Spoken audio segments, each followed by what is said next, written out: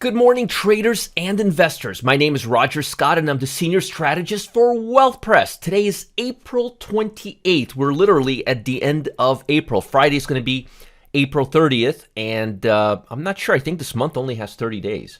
But this is it for the trading week. Now, we've got a lot of stuff going on. We've got the FOMC announcement today at 2 o'clock. The market is subdued. The Fed chair is going to talk about what he sees in terms of inflation at 2:30, and obviously he doesn't see any inflation. Everybody sees it except him. He's blind to the inflation. All you have to do is go to the supermarket or go to Home Depot, and you will see that there's inflation. Look at lumber prices. Look at egg prices. Look at milk prices. Look at meat prices. I can go on. How about steel prices? It's nuts. But you're going to see a subdued market, especially the bond market, till we get the announcement.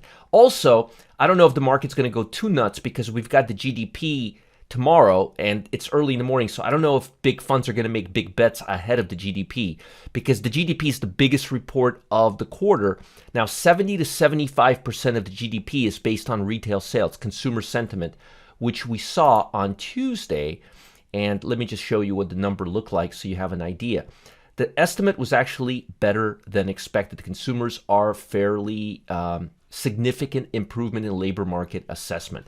So it's driving things well. The stimulus check is coming to people. So homes, they're able to cash it in to use some of that money from the government, as I like to call it, free money till we're taxed.